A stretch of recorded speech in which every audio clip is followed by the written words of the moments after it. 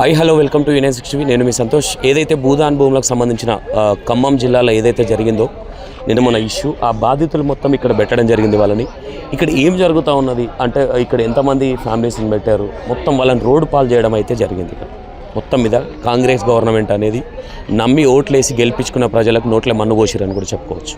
ఒకసారి లోపలికి వెళ్ళి చూసే ప్రయత్నం చేద్దాం ఏ విధంగా ఉంది ఏంది అనేది.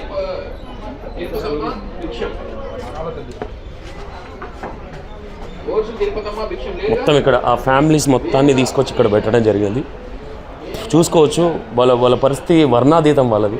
ఎందుకంటే చిన్నపిల్లలు కావచ్చు, ముసలి వాళ్ళు ఉంటారు, వాళ్ళ సామాన్లన్నీ తీసుకొచ్చి ఇక్కడ పడేసి ఏ విధంగా ఉంది చూడండి. మొత్తం ఒక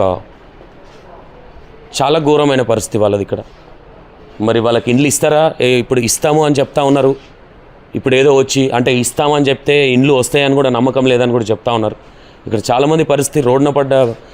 ఎందుకు కాంగ్రెస్ గవర్నమెంట్ వస్తే ఏదో చేస్తుందన్న నమ్మకంతో ఓట్లేసిన పాపానికి ఈరోజు వాళ్ళని రోడ్ల మీదకి తోసేయడం జరిగింది. ఒకసారి అన్న ఉన్నాడు, ఒకసారి మాట్లాడే ప్రయత్నం చేద్దాం. ఏం జరిగింది ఆ రోజు ఏంటి అనేది. అన్న, మీ ఇల్లు పోయిందన్నా? మీరు బాధితులేనా? మా ఇల్లు కూడా పోయిందన్న. అసలు ఏం జరిగిందన్న? ఎన్ని గంటలకు వచ్చారు వాళ్ళు? మనకు 4 గంటలకు వచ్చారన్న. మార్నింగ్ పోలీసు వాళ్ళు అంతా వచ్చి అంత ఆగారం చేశారన్న. అంటే మీకు ముందస్తు నోటీసులు ఏమైనా ఇవ్వడం జరిగిందా? ఏమీ లేదన్న. ఓకే, మీరు ఎన్నేళ్ళు అవుతుంది అక్కడ ఉండబట్టి? దగ్గర ఇప్పుడు 2 సంవత్సరాల దాకా ఉంటున్నాం అన్నారా. ఓకే, మీకు ఎప్పుడు ఇచ్చారు ఈ భూములు ఇవి? ఇప్పుడు మన ఇచ్చే 2 సంవత్సరాలు అవుతుంది కానీ మన ఎప్పుడు ఇచ్చిన మాకు గుర్తులేదన్న. మా అమ్మ మా నాన్న ఉన్నప్పుడు ఇచ్చలేదు. మీకు తెలియదు, ఐడియా లేదంత? అంత ఐడియా లేదన్న.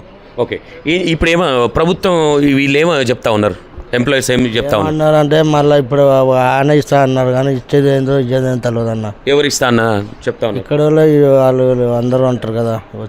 రేవంత్ రెడ్డి ఇస్తారంటనా? రేవంత్ రెడ్డి కదా అన్న.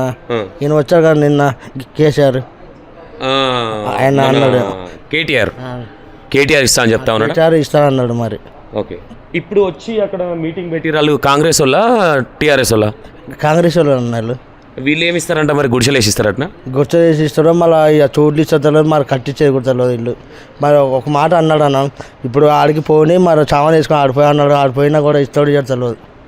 కొంతమంది చెప్తా ఉన్నారు అసలు నోటీస్ లేదు, ఏం లేదు, మబ్బులు వచ్చిర్రు, మేము సామాన్ కూడా తీసుకోలే, కొన్ని సామాన్లు కూడా ఇళ్ళలోనే పోయినాయి అని చెప్తా ఉన్నారు. నిజమేనా?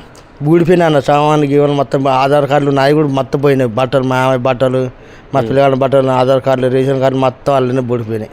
మొత్తం అందులోనే మొత్తం పోయినాయి. దొరికిన సామాన్లు పోయిన కాడికి పోయినాయి. మొత్తం ఆగామం అయిపోయినాయి. ఓకే, ఏంటి పరిస్థితి?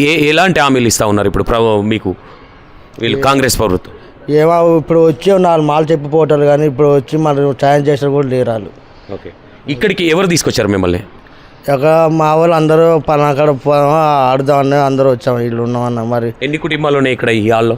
ఇప్పుడే బాగానే ఒక 100 కుటుంబం దాకా ఉంటాయన్న. ఇక్కడ మొత్తం సామానే ఉంది ఇక్కడ చూస్తే. ఎక్కడ తింటారు, ఎక్కడ పడుకుంటారు? ఫుడ్ ఎట్లా వస్తుంది? మీకు గవర్నమెంట్ ఇస్తుందా ఫుడ్? ఎట్లా? మనకు ఇక్కడికి వచ్చి ఆటోల మీద వచ్చి టిఫిన్ అన్నం తెచ్చి పెడుతున్నారు. మధ్యాహ్నం ఎవరు పెడుతున్నారు? ఇది బయట వాళ్ళు తెచ్చి పెడుతున్నారు. పాపం గవర్నమెంట్ ఏం చూసుకోవట్లేదా? ఏం లేదు గవర్నమెంట్. బయట వాళ్ళు వచ్చి పాపం వాళ్ళు మమ్మల్ని బాధ చూడలేక పాపం వచ్చి ఇక్కడ పడ్డారని వాళ్ళు తెచ్చి పెడుతున్న వాళ్ళు అన్న. ఏదో గవర్నమెంట్ ఏం పట్టించుకున్న నాదులు లేదు. పట్టించుకున్నామా బతుకు ఇలాగ అయిపోయినాయి. ఓకే, ఏం కోరుకుంటా ఉన్నారు? రేవంత్ రెడ్డిని ఏం అడగాలనుకుంటున్నాం? రేవంత్ రెడ్డి ఏం అడగాలి? మాకు పోయిన ఇల్లు కొంచెం కట్టిస్తారా అని సాయం చేయమని అంటున్నాను. నీళ్ళే కూలగొట్టినోడు మళ్ళీ ఇంకేం కట్టిస్తాడని నమ్మకం ఉంది మీకు? ఏమో మరి ఆ దేవుడే. మా ఊస్తులు పాపం తెలుసు. పిల్లల తల్లు రోడ్డు మీద పడ్డామన్న. చాలా ఘోరంగా టిఫిన్ లేక డబ్బులు లేక ఏం లేక ఇంత ఇబ్బంది పడ్డాను చూడన్న. కొంచెం తిండి చెప్పి రోజు ఒక పూట దొరుకుతుంది అన్న కూడా. కొంచెం కూలి నాలు చేసుకుంటాం. కూలిపోయి ఒక 500 తెచ్చుకొని ఫ్యామిలీతో బతికేటోళ్ళం.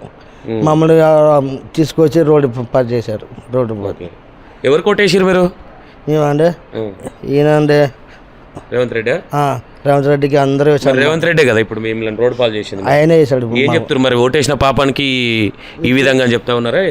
మీకు చేసిన పాపానికి మాకు అన్ని పాపాలన్నీ మాకు చుట్టుకొని అనిపిస్తుంది. నీకు చేసిన మా పాపం అయిపోయింది. ఓకే, గది బతుకు ఇలాగా. ఎవరు ఇక్కడ ఎమ్మెల్యేనా? ఎవరు ఇది చేసింది ఎవరు? తుమ్మల నాగేశ్వరరావు అని చెప్తా ఉన్నారు. తుమ్మల నాగేశ్వరరావు కొంతమంది అంటున్నారు అన్న.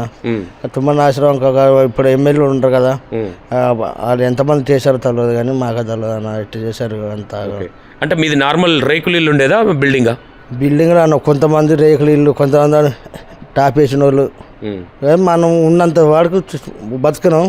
మొత్తం ఉన్నోళ్ళు లేను అన్ని లేనోని ఉండేది మాత్రం తీసుకొచ్చి బయట వేశారు. ఓకే, ఏం అడగాలనుకుంటారు రేవంత్ రెడ్డి గారిని?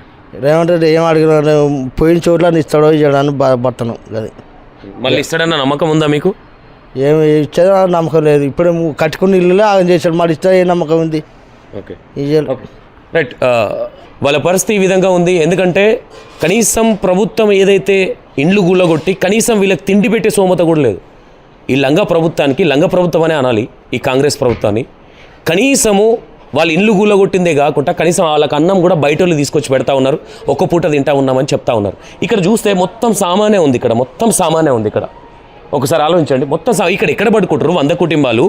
అసలు ఏం జరుగుతూ ఉంది? వీళ్ళ పరిస్థితి ఏంది? మళ్ళీ ఏదో ఇండ్లు కట్టి ఉన్న ఇండ్లు కూలగొట్టుడు ఎందుకు? వీళ్ళ జీవితాలతో ఆడుకోవడం ఎందుకు? అసలు ఏం జరుగుతుంది? ఓకే, ఇంకా కొంతమందితో మాట్లాడే ప్రయత్నాలు అయితే చేద్దాం ఒకసారి.